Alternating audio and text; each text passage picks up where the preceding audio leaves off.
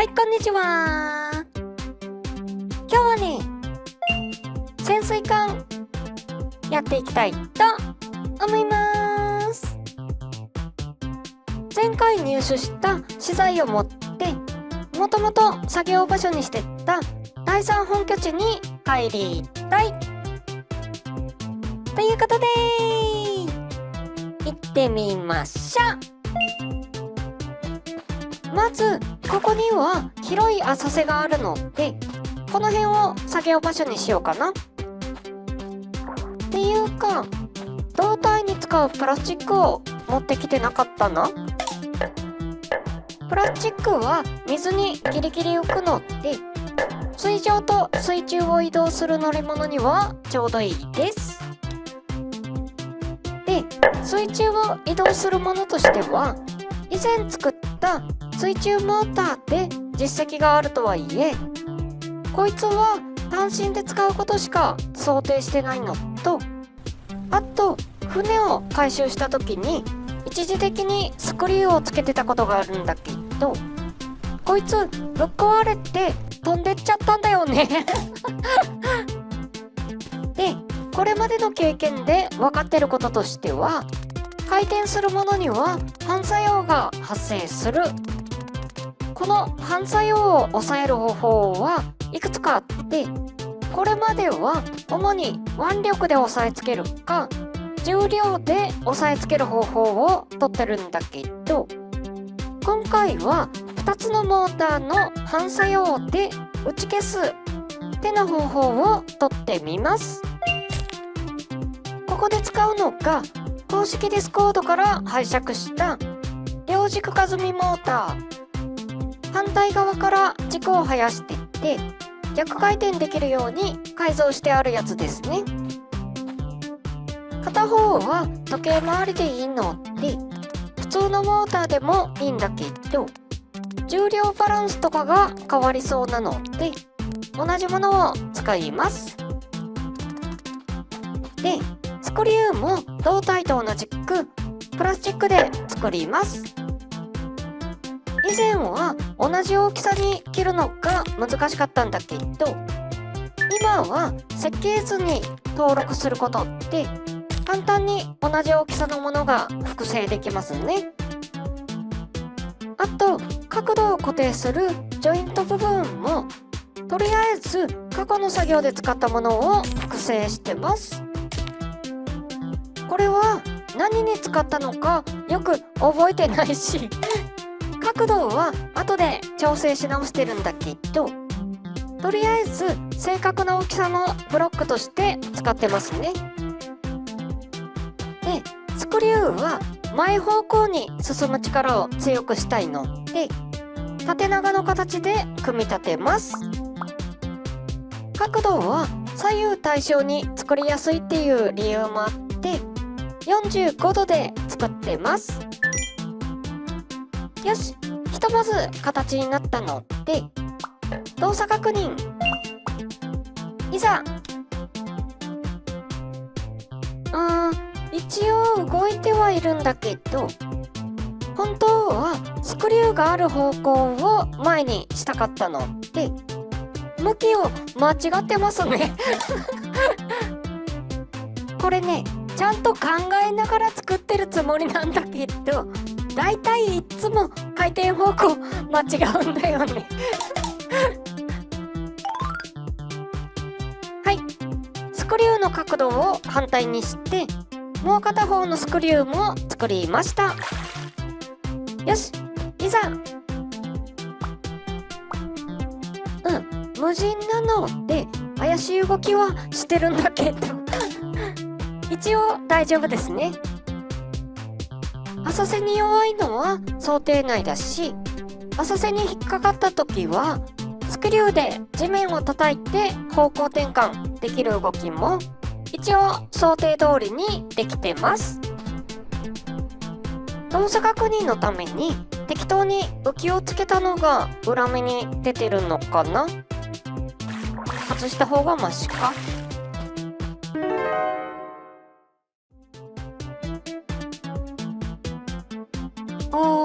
これだけ動けば大丈夫でしょ。よし、次は電気の配線ですね。今回は左右のモーターを片方ずつ動かすことで右旋回左旋回ができるように作っていきます。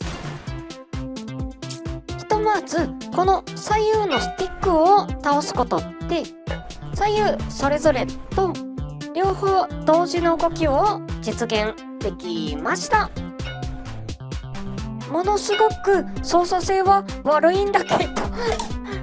電気がちゃんと流れることは確認できたので先に胴体の配線を作っていきます。主電源は前面に積んでるんだけど予備の充電の仕組みを下に這わせときます。配線を複雑化すると電気が流れる方向がめちゃくちゃになったりするので整流化するために大鉄鋼が有効ですね。ここでは向きが分かりやすく加工されたダイオードを使います。これで左右どちらからでも本体に充電できる配線ができました。前と後ろが入出力ですね。よし、胴体もだいたいこんな感じでいいはずなので動作確認いってみましょう。なかなかいい感じに動きますね。一応左右の切り替えとかもできてるんだけどこの重さとスピードなら腕力で操作できますね。ただ重さに対してスピードがありすぎるせいか水に潜るのが難しいかな。スイッチを切れば本体重量と体重で水に沈むのでここからスイッチオンで水中を進むことができるんだけどどうもねスクリューを動かすと上を向いちゃうんだよね。これ多分ねこれが潜水艦だとして本体の重量バランスも関係すると思うんだけど前の方に推進力があるのでこれで船体が斜めになって前進する水の抵抗で上に行っちゃうのかな。ある程度だったら腕力で抑えることもできるんだけどここで微妙に相性が悪いのがこのスイッチって水の抵抗とか浮力でレバーが動くのと手の操作で船体も動くのでちょっと操作性が悪すぎますね。とはいえひとまずの動作確認としては OK だし問題点も分かったのであとは荷物を積みながら調整をしていきます。これ荷物の重さと多分水の抵抗とかで変に傾いたりするのと重量が増したことで推進力が足りなくなったのでそれを補うために電力を増強したりして試行錯誤してる映像はあんまし面白くないのではしょっちゃうんだけど結構時間がかかりました。でスイッチも結構時間がかかったんだけどいろいろ考えたり調整した結果ベアリングを回転させることで右左両方の3点式の半固定スイッチをうまく作れました。よし、まずはテスト運転いざ。なかなかいい感じに動いてますね。スイッチを半固定にできたので上下の動きは腕力で制御しやすくなりました。浅瀬に引っかかってもスクリューが暴れるので簡単には座礁しないですね。まあちゃんと安定して動作することが分かったので、これで完成と言っていいでしょう。よし、じゃあこれで第3本拠地を目指して行ってみましょう。あ、そうそう、これ言われるまで気づかなかったんだけど、海の風景が前と比べて光が届きにくくなってますね。暗くなったというと聞こえは悪いんだけど、いい雰囲気になったんじゃないかな。で、スピードは水中潜航時で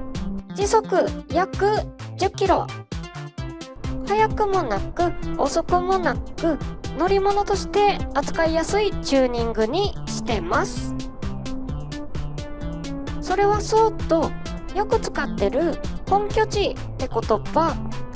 明確にどこからどこまでで線引きはないんだけど、第3本拠地に関しては島全体をほぼ制圧してるので、もはや島全体を指して言っちゃってますねで、左手側に見える噴気口が第3本拠地の空港あたりなんだけど、この辺で浮上してみると、あ、もう近くまで来てましたね。それはいいんだけど、これ水上だと時速約13キロ、